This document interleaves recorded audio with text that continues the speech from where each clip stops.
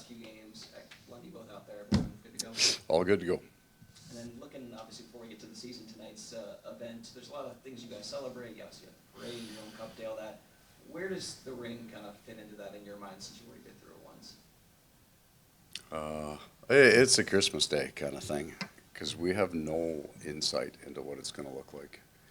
There's no leaked ideas. Nobody's seen a picture. They do a really good job of keeping it private. And it's a great little individual keepsake for everybody. So it surprised me last year how much I ended up enjoying the experience. Like it was how impactful it was for me. So I'm looking forward to tonight. Coach, we were just talking to Seth Jones, and he said obviously the goal this season is not just to defend the cup, but to really play hard for Barkov and Yep. Matthew and Nosek. Just how significant do you feel that part of the equation is, especially going into opening night tomorrow? Usually you got to get into the season before you find your adversity, find what will define you.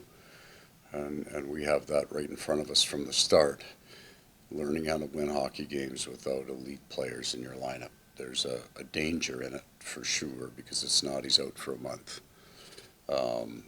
So we are in kind of full playoff mode with that idea right from the start. To humble yourself to the point you understand that it's going to be a real challenge in the grind. But there's also a potential awesomeness to it. Can you win without your best players? And if you can, then you're a little bit more bulletproof than you were before. It's not easy to do. The best players, I mean, they're paid what they're paid for a reason. They do so much for your team, for your franchise. He's here. He's been here every day. He's been in the meetings. He'll be around. So we'll get to keep his personality and his leadership here, but we'll miss him on the ice. Seth Jones had some really good stretches in Chicago, some rougher stretches, but he seemed to just step right in here and succeed. What is it about the fit that's worked for him? Well, you know what? It took him a stretch, I would say, when he first came in part because we were pretty sure that he was going to play with Nico Mikkola. That's how we had, but Aaron Ekblad was out, so he played with I think at one point everybody in a short, and then as soon as Aaron comes back, everybody gets in their pairs. He took off the playoff. There is a learning curve, and this isn't just the Florida Panthers. Every team has their own systems, their own style of play. But he adapted. I thought it would take a year, and I based that on I thought it took Aaron Ekblad, was similar, very high pick, very talented player. It almost took him the first year before he adapted what he had done before to what we were trying to do. Seth did it much quicker. How would you assess when you look back at it? I know last year at the time that there was a clear emphasis on, okay, there was a parade and a cup day and there's a ring and all that stuff and it's over and we gotta move on. How did that process go about as easily as you would have hoped as far as flipping the page? It did. And it's a mental thing. But what I didn't factor in that idea was kind of like, all right, once we come back to training camp, it's over. We never talk about it except we've got the ring ceremony, and then we got to drop off a ring at the Hall of Fame, and then there's a whole bunch of great things to do, but there's a whole bunch of things kind of insert themselves into your season that make that idea kind of foolish. You just want to. So how would we deal with it? There is understandably conversations about the idea of winning 3 in a row, a three-peat. But we can't not have those conversations. So when we talk about it, when we answer it, but it's not the driver of this season, right? We've put those. The first year is completely different than the second year, and this year will be completely different again. And we're going to have we know what our adversity is, or we hope that's the extent of our adversity this year. So that's our focus right there, and it will be its own human. Right, it's as different as each one of your kids. Right, this is a completely different animal. So dealing with that and not living in the past is very important. But also we want to make sure that we're not mandating that. It's okay to enjoy tonight, and it's okay when we have to do other things that bring us back. We're just not having a reunion every day that we come to the rink. Well, in your experience of decades, obviously you've had key players out in previous situations. How can they be most helpful being where they are, having to recover multiple months? Do you want them around the team? Do you want them Yeah. hanging out with players? How much of it, and so on? It's player specific. It also has to do with the number of injuries you have. When you get into 7, 8, and 9 guys, you can't have them at the rink because they just eat up too many of your resources in the morning because you got 20 guys here, right? So they got to come in early and get all their treatment done before the healthy team comes in, and they need all that focus. So there's a bunch of different things that go into how you deal with an injury. And then anybody that has a long-term injury, they need the players. They need it to be around the players, just emotionally. I found it. I think that a lot of times these guys go through, and I'm not a doctor, but they go through a depression, especially if it's long-term. They've all been in the league. Like, the rehab is no fun for any of these things. It's painful and long, and you're not playing hockey. So they go through that. But where they're helpful is in all the small conversations they have when they're around. That's why we'll want Barkov, Tkachuk, and Nosek in the meetings that we have, and in the room and around the players and at lunch, because they're going to have a conversation with one player who's struggling, right? They're our leaders, right? Those guys, and Thomas Nosek, what he went through last year, being healthy scratched, coming back, flipping one in the stands, being on the ice for the last minute. He's got a lot of stories to tell that he can help the new guys come in or the young players. We want them around. We want them to share and telling stories, and when we're feeding them, so they got to earn it a little bit. I'm going to ask you about, because you just said that, about being on the ice for the last minute. Was that something you had in your pocket the whole game that night? Like, were you hoping that had it turned out the way it did, you would reward that one?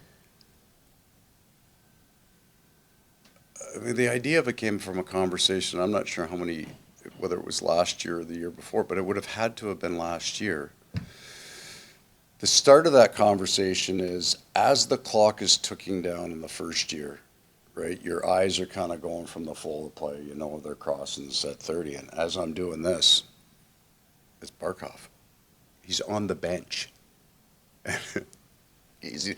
But we had short shifted, right? Like, we were just on and off the ice, and it just so happened, nothing wrong with Sam Bennett being on the ice at all. Turned out pretty good. But so we started talking about the rotation at the end of the games, and then you're kind of daydreaming.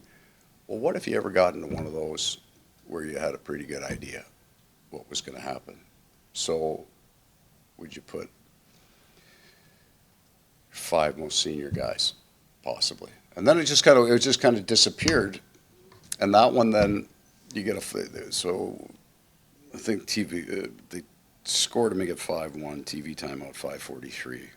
But at that point, I got a pretty good handle that we could probably shut this thing down. And then you're kind of looking down the bench going, what about these guys? Look what they did. And you think about, then you get a flash of, they should be on the ice. So that's the dream, I think. It's always overtime winner. And you scored it in your dream. So you're on the ice throwing your helmet off and throwing all your gear off. Next would be, but you're almost always on the ice. I don't think everybody thinks about they win it, they're sitting on the bench. So I just thought that they should get that. Those guys, Gadge and Gruersy, they do a lot of the hard, heavy lifting, right? That's not an easy life. So they should get that. On the flip side of Barkov being on the bench in that situation, do you sometimes think of McDavid by himself in front of the net? I think it wasn't just him. I think Bouchard was sitting in the higher slot. While in for a penny, in for a pound. If we're going into the corner, we might as well put all 5 there, right? We're pretty good at it. But if you watch, like, just Sam Reinhart's positioning on that, at that point in time, he's probably right. Sam sits there, he thinks he can knock anything down that comes out of that hole. Yeah, I don't know, I was holding my breath at that point, so I don't really remember much of that. Talk about turning the page. Yeah. It's How good excited as a memories. coach are you to get back into the regular season grind of playing Chicago tomorrow and then getting ready for Philadelphia on Thursday, and then you got Ottawa on Saturday, like, you're back in it? More this year than last year, George. Last year, not that I didn't want to get back into it, but you're looking ahead going, we're reasonably healthy. We got a pretty good team. But everybody, it seemed like everybody was a little bit tired. By the time we got out of training camp and we were going to Finland in the next month, it looked like a bigger hill. Got a little more rest, and like the coaches got work to do this year. Like we got to get to work. We're not rolling in with a full healthy team where we think we're a pretty good team, and you manage the year as much as you coach sometimes. We're a little tired here, I'll lay off them, push them a little harder here. Here we got to get to work every day. And we're going in even, it's cliche because we won last year, and it'd be full of shit to say we weren't a pretty good team. We had a good team, but we're missing key pieces for a long time. So we're going to have to deal with some things we haven't had to deal with maybe emotionally for maybe 2 or 3 years. You go back to that. Any team You go back to that first 4 months, our first year. We had to get some details right. There were some unkind words said. It'll be handled differently this year because now we have a relationship and they know what I'm talking about. But we're going to have to work our butts off. Are you keeping the, like last year you had the notes, like this is what? Yeah, it's up on the board, You're yeah. doing that again? Yeah, it won't be, that might be more out of habit. It's not a super, it's just a habit. I like it and I use it. But because of the injuries we have, we got a whole different set of problems, and a whole style doesn't change. Well, I'm using the wrong word, whole. We got a completely different set of problems, and we have new challenges that we haven't faced yet. So we got to go to work. We got to be on. There's always going to be some resentment toward a team that wins a bunch of championships, but you guys seem to have this almost villainous reputation around the league among other fan bases. Do you revel in that? Do these guys like that? Do you feel that at all? I think the players might give you a different answer than I do. I don't know, maybe I get to wear a suit, right? So I never really have to answer for anything I say or do. Occasionally I got to answer for some stupid shit I say, but even with that, like it's not like it lives forever too often. I think the league is in the healthiest place that I've ever seen it. I mean, you can play the wing and get a great big contract here in the league. Like the league's pretty good for the players. There's better stories. I think it's part of a narrative that maybe serves the purpose. And when I say of the league, I don't mean the NHL offices.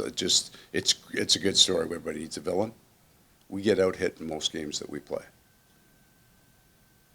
I got more firemen than arsonists. But I'm not saying I don't have an arsonist or two, but I got more firemen.